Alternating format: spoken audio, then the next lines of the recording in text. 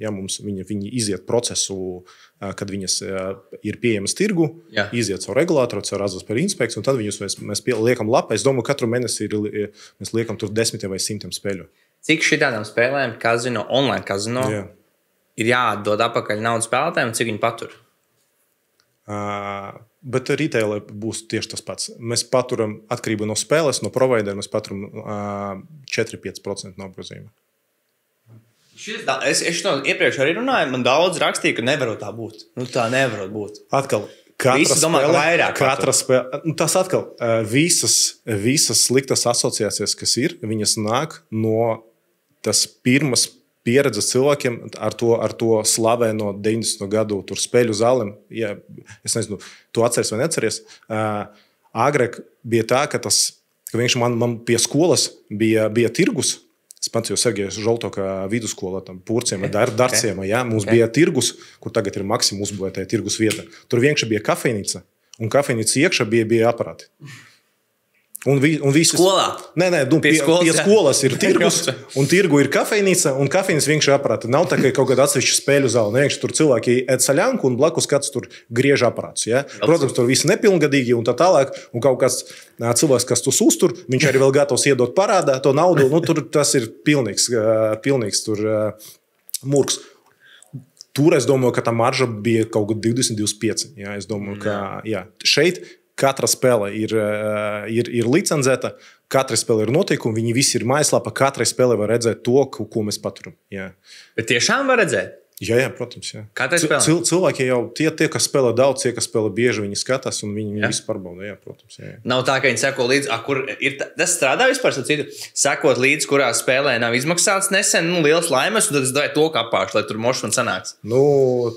Tie, kas ar mazo pieredzi, tie varbūt tā doma, bet lielie spēlētāji un tie, kas spēlē daudz, viņi saprot, ka tā matemātika nestrādā. Ne. Ja mēs spēlējam konflipu, ja, mēs metam monētu, vienalga, kas izskrita iepriekš. Nākamajā reizē sakas viss no nulles. Ja, man liekas, interesanti. Es saprotu to loģiku. Man nav ko darīt, man prikols, es ar draugiem aizēju tur moška uz kazino, mēs tur kaut kādu prikolu, vienreiz darām. Un tu visu laiku saki, ir arī tie regulārie klienti, kas visu laiku močī. Kāpēc viņi to darīja?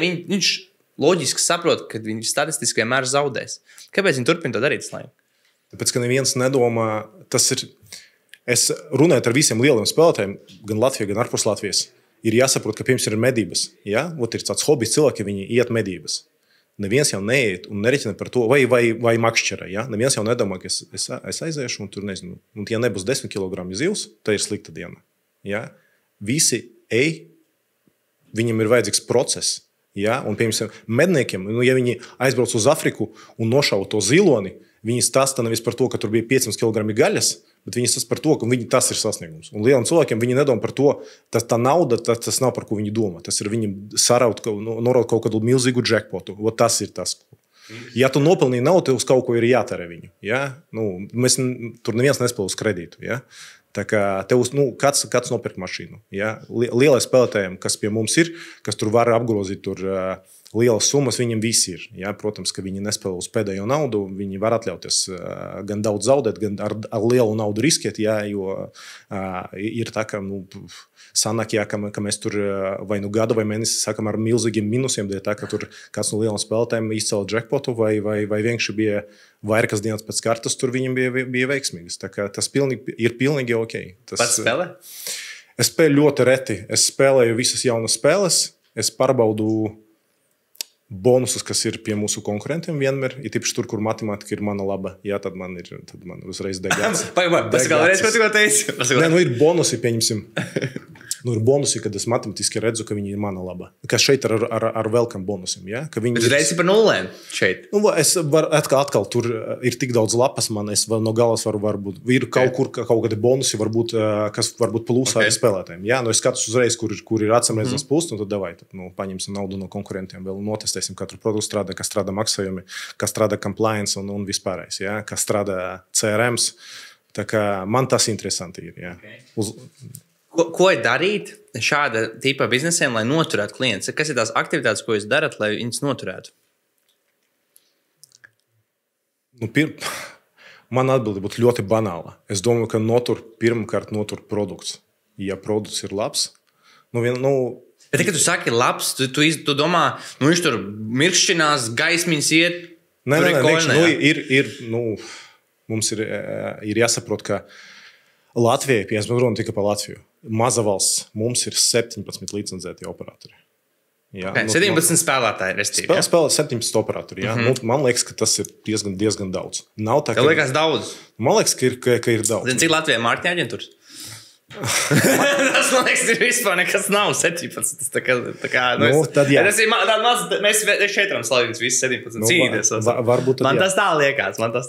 Jā, 17. Nav tā, ka visiem tas produkts un pakalpojums ir vienāds. Ja? Okay. Ir tādiem, kuriem tur lapā var nestrādāt tur stundam katru dienu. Okay. Ir tādi, kur tu atur spēli, viņi tur kaut kur tur uzkaras. Ja? Ir tie, kam, pieņemsim, tu iemaksā naudu, viņi atnāk tev pēc 4 stundām. Ja? Vai tu izmaksā naudu, un viņi tev atnāk nākamajā dienā. Tas viss ir produkts. Tu atver, un kaut kāds likmes nav pieejams. Viņi vienkārši nedod tas likmes. Ja? Tu atver pokeru, un tur pokera, nezinu, tur 4 spēlētāji visa platformā. Ja? Tas ir ļoti plašs. Ja? Vai tu nevari atrast konkrētas spēles, vai vienkārši lapa ir ļoti lēna. Tas ir viss. Produkts viss sākas ar produktu. Okay. Ja? Jo galu galā, nezinu, to, ko mēs patērējam ikdienā, es jau, kad es perku jau, nezinu, tur Nike Crossnes, es jau neatceros nevienu reklāmu. Vienkārši man ir pieredze, ja man bija 10 kaut kāds tur saskarsmes ar to brendu, ar šiem produktiem, es saprotu, es gribu vai negribu iet 11 reizi un pirkt tas Crossnes. Ja iepriekšējais 10 bija ok, tad 11 es eju. Tad, protams, uzno produkts. Un vispārējais, viss retention marketings. Ja? Šito stāstu, jo es ticu, jūsu komandā es pieļauju 100+ marketinga cilvēku. Stāst